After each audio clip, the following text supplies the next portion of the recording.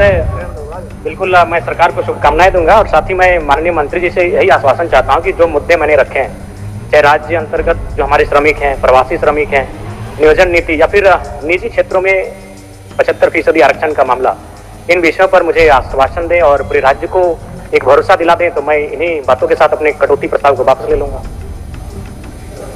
माननीय मंत्री जी। अध्यक्ष महोदय, हमने पहले ही कहा कि जो भी सुझाव माननीय सदस्य के माध्यम से आया है उसको नियम कानून के मुताबिक हम देख लेंगे और वो करने लायक रहेगा तो करेंगे भी महोदय, उसमें कहीं इसमें किंतु परंतु नहीं है। ये राज्य के हित की बात है महोदय। और जयराम महतो जी का ऐसे भी महोदय 12 बजे रात 2 बजे रात में भी उनका फोन में स्वयं उठाता हूँ और जब भी कोई समस्या होता है समस्या का निदान भी करता हूँ और ये बात माननीय सदस्य को मालूम है महोदय। चलिए जयराम महतो, मैंने उसकी आपकी 2 बार सराहना की, 12 बजे नहीं 2 बजे रात को भी फोन उठाते, मैंने उसकी 2 बार सराहना की, लेकिन वो मेरा और आपका एक निजी और कुछ विशेष कार्य होते हैं, वो कार्य भी राज्य हित के होते हैं, लेकिन जो मुद्दे अभी हैं वो राज्य के हित के हैं। राज्य निजी नहीं है प्रदीप दा, मतलब कोई मतलब ऐसा कार्य होता है जो एक विशेष क्षेत्र का होता है। जयराम जी एक दृष्टांत प्रस्तुत करेंगे वापस होकर, चलिए दृष्टांत प्रस्तुत करेंगे। ठीक है, मैं माननीय मंत्री महोदय से आशा रखता हूँ जिस प्रकार से आप मेरे कुछ विशेष क्षेत्रों के कार्य को एक्टिव रह के उस समस्याओं का समाधान करते हैं, उसी प्रकार जितने भी मुद्दे आज सदन में आए उन मुद्दों का आप समाधान करेंगे। मैं उम्मीद के साथ अपने कटौती प्रस्ताव को वापस लेता हूं। अपना वक्तव्य प्रारंभ करें। बहुत बहुत धन्यवाद मान्यवर। सबसे पहले छोटा सा आग्रह है कि जो सवाल हमें दिए जाते हैं कृपया 11 और 10 बजे रात तक दिए जाए महोदय। 1-2 बजे दिए जाते हैं और तैयारी 3 बजे 4 बजे सुबह तक करनी पड़ती है। आज मैं बीमार हूं और अभी पैरासीटामोल की दवा खाकर सदन को अटेंड कर रहा हूं, इसलिए सर्वत्र प्रार्थना है कि 11 बजे से पहले हमें सवाल दिए जाए। बिल्कुल ये बात आ चुकी है जरा, तबीयत मेरा बहुत खराब है। आज व्यवस्था करते हैं, आज व्यवस्था करते हैं। तो सबसे पहले आज श्रम नियोजन प्रशिक्षण विभाग एवं उद्योग विभाग के अनुदान मांग बजट पर मैं इस वाद विवाद में कटौती प्रस्ताव के समर्थन में अपनी बात रखने आया हूं। अध्यक्ष महोदय, यह विभाग काफी महत्वपूर्ण विभाग है। अगर झारखंड आंदोलन की बात करें, जब धनबाद कोलांचल से इस आंदोलन को गति दी गई थी तो श्रमिकों का एक बहुत बड़ा योगदान था। लेकिन आज अगर मैं श्रमिकों की बात करूं, श्रमिक वे होते हैं जो अदृश्य नायक की तरह इस राज्य के निर्माण में अपनी भूमिका का निर्वहन करते हैं। चाहे वो विधानसभा के निर्माण की बात हो, सड़क पुल के निर्माण की बात हो या बगल में हाईकोर्ट के क्रिकेट स्टेडियम के निर्माण की बात हो। लेकिन जब हम उनकी सुविधा की बात करते हैं अध्यक्ष महोदय, तो हमें लगता है हमारे राज्य के पास उनके लिए कोई तैयारी नहीं। मैं बात कर रहा हूं हमारे दिहाड़ी मजदूरों की, सब्जी और फल विक्रेताओं की और उन हजारों टेम्पो चालकों की जो बिना किसी छुट्टी या सामाजिक सुरक्षा के झारखंड की अर्थव्यवस्था का चक्का घुमा रहे हैं। वर्तमान की स्थिति क्या है माननीय? वर्तमान में राज्य के श्रम कानूनों में इन ओपन मजदूरों के लिए कोई स्पष्ट और प्रभावी ढांचा मौजूद नहीं है। एक निर्माण श्रमिक या रेहड़ी पटरी वाला व्यक्ति जब सुबह घर से निकलता है तो उसे यह नहीं पता होता है कि आज काम मिलेगा या नहीं मिलेगा, और यदि काम मिल भी जाए तो दुर्घटना की स्थिति में उसके पास ना तो बीमा है, ना इलाज के लिए ESI की सुविधा है और ना ही बुढ़ापे के लिए PF का सहारा है। अतः मैं सरकार को स्पष्ट सुझाव देना चाहूंगा कि इन श्रमिकों को व्यवस्था के दायरे में लाने के लिए एक यूनिक वर्कर ID प्रणाली लागू की जाए। यह केवल एक कार्ड नहीं बल्कि उनके अधिकारों का सम्मान होगा। जितने भी असंगठित मजदूर, वेंडर और चालक इस ID के साथ उन्हें पंजीकृत किया जाए, मैं सरकार से यह मांग करना चाहता हूं। अध्यक्ष महोदय, प्रवासी मजदूर, मैंने हर बार प्रवासी मजदूरों की समस्याओं को लेकर विभाग से सवाल किया, विभाग का उत्तर मिला। हालांकि प्रवासी मजदूरों की दुर्घटना पर मंत्री महोदय का कोऑपरेट रहता है, उसके लिए मैं उन्हें बधाई दूंगा। लेकिन मंत्री महोदय, आपके पास डेटा बिल्कुल गलत रहता है। जो भी विभाग आपको डेटा देता है आपको स्पष्ट जानकारी नहीं देता है, क्योंकि आप कोरोना काल के आंकड़ों को निकालिए जिसमें माननीय मुख्यमंत्री श्री हेमंत सोरेन जी के नेतृत्व में लगभग 12 लाख प्रवासी मजदूरों को हम लोगों ने झारखंड सकुशल वापस लेकर आए थे। तो सवाल ये बनता है कि जब हम 12 लाख मजदूर वापस लेकर आए तो हमारे पास डेटा में मात्र 2 लाख उपलब्ध कैसे है? इतनी बड़ी असमानता कैसे? इतना बड़ा तालमेल का गड़बड़ी कैसे हो सकता है?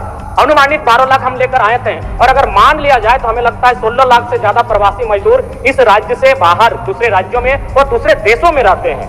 तो इसलिए अध्यक्ष महोदय, मैं माननीय मंत्री महोदय से आग्रह करूंगा, और विशेषकर क्योंकि आज एक ऐसे राज्य जो 40% खनिज संपदा देता है, और उस राज्य में प्रवासी मजदूरों की संख्या में इजाफा होना भी इस राज्य के लिए चिंता का विषय है।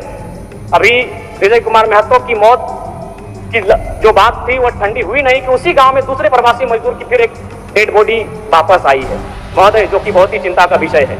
आज सरकार को प्रवासी मजदूरों के हितों की रक्षा के लिए विशेष कानूनों को बनाने की आवश्यकता है। अब मैं बात करता हूं महोदय नियोजन की। अगर नियोजन की बात करें तो सबसे पहला बात, नियोजन के जो आंकड़े हैं उन आंकड़ों के अनुसार, और ये माननीय वित्त मंत्री महोदय ने अभी सार्वजनिक रूप से स्टेटमेंट दिया था कि हमारे पास नियोजन के आंकड़े लगातार घट रहे हैं। 2022 की स्थिति थी कि हमारे पास 5,33,000 पदों का सृजन था, जो 2023 में घटकर 4,66,000 हो गया। और आज की बात करें, एक दिन पहले माननीय सदस्य सत्येंद्र तिवारी जी ने भी सवाल किया था और जवाब मिला लगभग 45% जो पद है वो आज भी रिक्त हैं।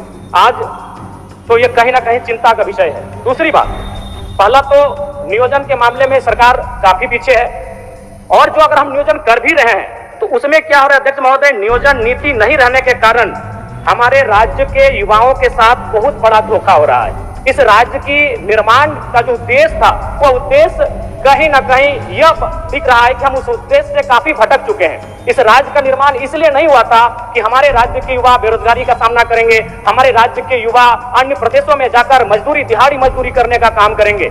यहाँ तक युवाओं, नौजवानों, भाइयों की बात तो छोड़िए, आंकड़े यह बताते हैं कि हमारे राज्य में लगभग 75,000, जिनमें अधिकांश आदिवासी बहनें मुंबई में, गुजरात में, दिल्ली में, चंडीगढ़ में, उन बड़े शहरों में दाई घर में झाड़ू पोछा लगाने का काम करती है। एक केरल राज्य है जहां की बहनें अगर अपने घर की चौखट को लांघती हैं तो वो डॉक्टर बनकर किसी राज्य में जाती हैं। दूसरे राज्य की बहन बेटियां अगर अपने घर की चौखट को लांघती हैं तो वो किसी सरकारी पदों को धारण करके दूसरे राज्य में जाती हैं। लेकिन झारखंड के लिए चिंता का विषय है कि हमारे घर की बहु बेटियां अगर चौखट को लांघती हैं तो नौकरानी बनकर दूसरे राज्यों में जाती है। अध्यक्ष महोदय, ये आंकड़े बताते हैं। इसलिए मैं कुछ आंकड़ों के माध्यम से बताना चाहूंगा। सीएचओ की नियुक्ति जिसमें 550 सीट था, 220 सीटें अनरिजर्व थी, जिनमें 150 तो राजस्थान से हुए। ये शहादत, ये संघर्ष, ये झारखंड आंदोलन किस लिए, किस दिन के लिए कि 220 सीटों में 150 सीटें राजस्थान के लोगों का हुआ, तो फिर कोई औचित्य नहीं इस राज्य के निर्माण का, कोई औचित्य नहीं विनोद बिहारी महतो, जयपाल सिंह मुंडा, विषम गुरु शिबू सोरेन के आंदोलन का। आज इस राज्य के युवाओं के सपनों के साथ धोखा हो रहा है। अध्यक्ष महोदय, बातें यहीं नहीं रुक रही हैं। 2023 में पब्लिक प्रोसिक्यूटर में 113 पोस्ट हैं, जिनमें 72 सीटों में गैर झारखंडियों की नियुक्ति ली गई। गिरिडीह जिला में 2023 में 12 हाई स्कूल टीचर की बहाली ली गई, जिसमें 8 टीचर गैर झारखंड के थे। बोकारो जिला में उसी साल 13 हाई स्कूल टीचर की बहाली ली गई, जिसमें 9 बाहर के थे। 2022 में जेपीएससी के द्वारा 232 सीटों में 125 अनरिजर्व हैं, जिसमें 82 गैर झारखंड के थे। अध्यक्ष महोदय, ये महज आंकड़े नहीं, इस राज्य की एक शर्मनाक स्थिति को बता रहा है कि हमारे पास क्या प्लानिंग है, हमारे पास क्या तरीके हैं कि हम इन चीजों को रोक सकें। 2024 में जेपीएससी के द्वारा 28 टाउन प्लानर की नियुक्ति हुई, जिसमें 17 गैर झारखंड के हैं। अध्यक्ष महोदय, ये बहुत ही चिंता का विषय है। यही नहीं, जेएसएससी के द्वारा 2023 में इलेक्ट्रॉनिक मैकेनिक्स के पद पर बहाली लिया गया, जिसमें 22 अनरिजर्व सीटों में 11 झारखंड से बाहर के थे। जेएसएससी के द्वारा 2023 में ड्राइंग प्रशिक्षण पदाधिकारी के पोस्ट पर नियुक्ति ली गई, जिसमें 43 अनरिजर्व सीटों में 22 गैर झारखंड के थे। 2023 में पुनः जेएसएससी के द्वारा फीटर की बहाली ली गई, जिसमें 91 अनरिजर्व सीटों में 24 गैर झारखंड के थे। 2023 में पुनः जेएसएससी के द्वारा वायरमैन की बहाली ली गई, जिसमें 5 अनरिजर्व सीटों में 4 गैर झारखंड के हुए। 2023 में जेएसएससी के द्वारा पुनः वेंडर पोस्ट की बहाली ली गई और इस बार 46 अनरिजर्व सीटों में 16 गैर झारखंडों की नियुक्ति ली गई। 2023 में पुनः इलेक्ट्रीशियन के पद पर जेएसएससी के द्वारा बहाली लिया गया और इस बार 93 अनरिजर्व सीटों में 29 सीटें गैर झारखंडियों को गई। अध्यक्ष महोदय, जो कि चिंता का विषय है। अध्यक्ष महोदय, अब इसमें बात आता है भारत के संविधान का, भारत के कानूनों का, क्योंकि भारत का संविधान जो कि कहता है 16(2) हम धर्म, जाति, नस्ल, लिंग, वंश, जन्मस्थान या निवास स्थान के आधार पर सरकारी नौकरियों में भेदभाव नहीं कर सकते हैं। मैं भारत के संविधान का सम्मान करता हूं, लेकिन इसमें कहीं नहीं लिखा है कि हम भाषा के आधार पर भेदभाव नहीं कर सकते हैं। अध्यक्ष महोदय, राज्य सरकार को चाहिए कि जिला नहीं, अगर संभव हो तो प्रखंड में जाकर भाषा का चयन किया जाए और भाषा के आधार पर परीक्षा लिया जाए। भारत का संविधान कहीं आड़े नहीं आएगा, क्योंकि भारत का संविधान भाषा की बात नहीं करता है। भारत का संविधान धर्म, जाति, लिंग, नस्ल, जन्मस्थान और निवास स्थान की बात करता है। इसलिए अध्यक्ष महोदय, मैं सरकार को यह सुझाव देना चाहूंगा, अगर आपसे जिला स्तरीय नहीं हो पाता है तो आप प्रखंड में जाइए और वहां कौन सी भाषा बोली जाती है उस भाषा के आधार पर परीक्षा लीजिए। अध्यक्ष महोदय, मैं एक छोटा सा उदाहरण देता हूं। अगर परीक्षा में यह पूछा जाएगा कि आंख का तारा का मतलब क्या होता है, तो इस सवाल को उत्तर बंगाल के स्टूडेंट भी देंगे, बिहार के स्टूडेंट भी देंगे, गुजरात और राजस्थान के भी स्टूडेंट देंगे। लेकिन अगर सवाल पूछा जाएगा पकड़ तरे हाथ करे करे झांक, हाथ से छुटल माच और बांधे गड़ल कांच, अगर माने की लगे, दूसरे राज्यों के स्टूडेंट नहीं कर पाएंगे। और दूसरी बात, सिलेबस सेट करना जेपीएससी जेएसएससी का अधिकार क्षेत्र में आता है और जेपीएससी जेएसएससी को मंतव्य देना सरकार के अधिकार के क्षेत्र में आता है। तो आप उनको ये मंतव्य दीजिए कि ज्यादा से ज्यादा जो परीक्षा ली जाए वो हमारी भाषाओं में ली जाए। उदाहरण के लिए, मंगरी यार बुधनी ढेकिया कुटे ले गया, ढेकिया कुटते कुटते टानी मुनी उंगरिया कुटाए ले, ये दूसरे राज्यों के अभ्यर्थियों को समझ में नहीं आएगा। उनसे ये पूछा जाए कि घैला और पैला में अंतर क्या होता है, दूसरे राज्य के अभ्यर्थियों को ये समझ में नहीं आएगा। आप अगर उनको सिलेबस देंगे तो सिलेबस को कोई भी याद कर सकता है, उन्हें सिलेबस नहीं, जो हम लोग गांव में होता है, जो हमारी संस्कृति में होता है, जो हमारी परंपराओं में होता है, उनके आधार पर परीक्षाएं ली जाए। और नहीं तो ये मैया सम्मान योजना की राशि मैं सराहना करता हूं सरकार की, लेकिन कब तक बांध के रखेगी हमारे नौजवानों को और हमारी उन माओं को जिनको आप 2,500 रुपए दे रहे हैं, लेकिन उन्हीं की बेटों और बेटी की नौकरियां जो 50,000, 70,000, 90,000 अब दूसरे राज्यों को बेचने का काम कर रहे हैं, ये कब तक बांध के रख पाएगी अध्यक्ष महोदय। इसलिए मैं सरकार को सीधा सुझाव देना चाहूंगा और विशेषकर क्योंकि मेरी आयु कम है, मैं पहली बार सदन में आया हूं और मैं चाहूंगा कि विभागीय मंत्री के साथ साथ मैं संसदीय कार्य मंत्री का बहुत आदर करता हूं, मेरी इस बात को थोड़ा ध्यान से सुने मंत्री महोदय। क्या यह संभव है 60-40, आप उसे 60-40 के स्थान पर 60-20-20 कर दें। 60 यानी जो हमारा ओबीसी, एसटी, एससी और ईडब्ल्यूएस का रिजर्व कोटा है और 20 जनरल 1, जनरल 2। क्या ये अभी मत कुछ कहिएगा क्योंकि मेरा लय मत खराब कीजिएगा, बीच में मैं आपसे जानना चाहूंगा क्या ये संभव है जनरल 1, जनरल 2। जनरल 1 में केवल झारखंड के जनरल होंगे और जनरल 2 में झारखंड के अलावा पूरे भारत वर्ष के जनरल सामान्य अभ्यर्थियों को मौका क्या दिया जा सकता है, क्या ये संभावनाएं हो सकती है? मैं माननीय संसदीय कार्य मंत्री के संज्ञान में ये देना चाहूंगा अध्यक्ष महोदय। इसलिए आज इस राज्य को अगर आवश्यकता है तो नियोजन नीति की आवश्यकता है। आज नियोजन नीति नहीं रहने के कारण हमारे राज्य के युवा पलायन कर रहे हैं, हमारे राज्य के युवा बेरोजगारी का सामना कर रहे हैं और कई अवसरों पर तो आत्महत्या तक का प्रयास कर रहे हैं। इसलिए अध्यक्ष महोदय, आज इस राज्य को आवश्यकता है, नियोजन विभाग के बजट पर बात हो रही है, इस राज्य को नियोजन नीति की आवश्यकता है। मैं आपसे ये आग्रह करना चाहता हूं अध्यक्ष महोदय। अब मैं थोड़ा सा बात करना चाहता हूं निजी कंपनियों पर। माननीय मुख्यमंत्री धनबाद गए हुए थे झारखंड मुक्ति मोर्चा के स्थापना दिवस के कार्यक्रम में गोल्फ ग्राउंड, और शायद धनबाद जाने के बाद उनके अंदर विनोद बिहारी महतो, कोमरेड डेकेरा और शिबू सोरेन की आत्मा शायद समा गई थी। लेकिन मेरा मानना है उन्होंने जो वक्तव्य वहां रखा था वो एक विधायक के रूप में रखते तो हम लोग स्वीकार करते, लेकिन एक मुख्यमंत्री के रूप में उन्होंने जो वक्तव्य रखा हम लोग कतई स्वीकार नहीं करेंगे। उनका वक्तव्य था कि जो निजी कंपनियां स्थानीय लोगों को 75% रोजगार नहीं दे रही हैं, आप उनमें कब्जा कर लें। ये क्या बात हुई? हम विधायक अगर इस बात को रखते हैं तो समझ में आता कि भाई एक विधायक ऐसा बोल रहा है, मुख्यमंत्री राज्य के मुखिया, राज्य के अगुवा कह रहे हैं कि आप कब्जा कर ले। क्यों कब्जा करेंगे? आप इस राज्य के अगुवा हैं। मैं एक उदाहरण आपको दूंगा।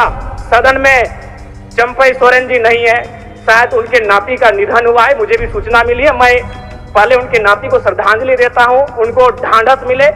एक घटना याद कराता हूं माइथेन की, एमपीएल की, बहुत ही शक्तिशाली प्रोजेक्ट है जो महाराष्ट्र से संचालित होती है। एक आदिवासी नौजवान का मृत्यु हुआ था दुर्घटना के कारण। हम लोग 6 दिनों से धरना पर बैठे थे और नियोजन की मांग कर रहे थे, मुआवजा की मांग कर रहे थे। कंपनी ने स्पष्ट कह दिया कि ना नियोजन मिलेगा ना मुआवजा मिलेगा। चंपई सोरेन जी गए, उन्होंने महाराष्ट्र में बैठे अधिकारी को फोन लगाया, जब बात नहीं मानी डीसी से कहा झारखंड की पुलिस को यहाँ से पार करिए, यहाँ के झारखंड के लोग इस कंपनी को सबक सिखा लेंगे। ये बोली होनी चाहिए मुख्यमंत्री की। चंपई सोरेन जी ने स्पष्ट कहा कि अगर ये कंपनी हमारी बात नहीं सुन रही है तो इसे यहाँ डीसी को उन्होंने सीधे निर्देश दिया हमारे सामने, धनबाद डीसी को, कि आप जितना भी झारखंड पुलिस यहाँ तैनात है सबको पार करिए।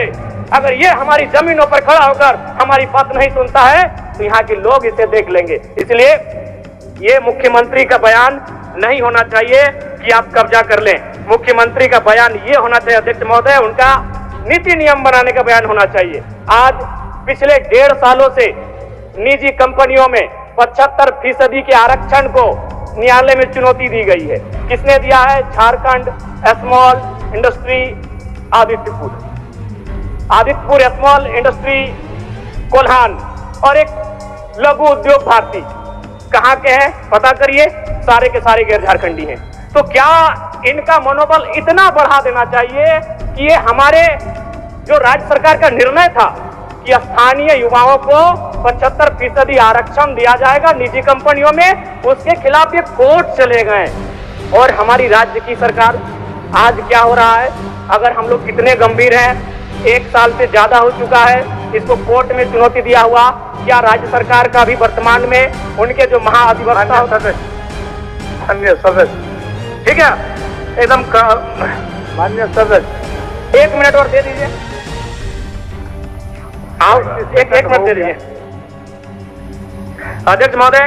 तो इसलिए मैं सबसे पहले आग्रह करूंगा कि जो राज्य में महाअधिवक्ता होते हैं एडवोकेट जनरल, उनके नेतृत्व में 75% का जो आरक्षण है निजी कंपनियों में, उस पर सरकार का ध्यान हमेशा रहना चाहिए। दूसरी बात अध्यक्ष महोदय, बिल्कुल मैं आपका सम्मान करता हूं और बिल्कुल समय नहीं लूंगा। प्रवासी मजदूर जिनकी मृत्यु दूसरे राज्यों में या दूसरे देशों, विशेषकर दूसरे राज्यों में होती है, उनके सामने मृत्यु प्रमाण पत्र निर्माण में क्षेत्रीय बाध्यता आती है, जिसे समाप्त किया जाए। क्योंकि जब हम लोग जाते हैं तो जो कंपनी वाले होते हैं उनका कहना होता है कि हम इन्हें लाभ तभी दे पाएंगे जब इनका डेथ सर्टिफिकेट मिलेगा। जब डेथ सर्टिफिकेट बनाने की बात आती है तो ये हवाला दिया जाता है कि उसका डेथ तो राजस्थान में हुआ था, उसका डेथ तो महाराष्ट्र में हुआ था। अब वो परिवार दुख की हालत में राजस्थान का चक्कर काटे या महाराष्ट्र का चक्कर काटे या डेथ सर्टिफिकेट बनाए। इसलिए मैं चाहता हूँ इस बाध्यता को समाप्त किया जाए। धन्यवाद।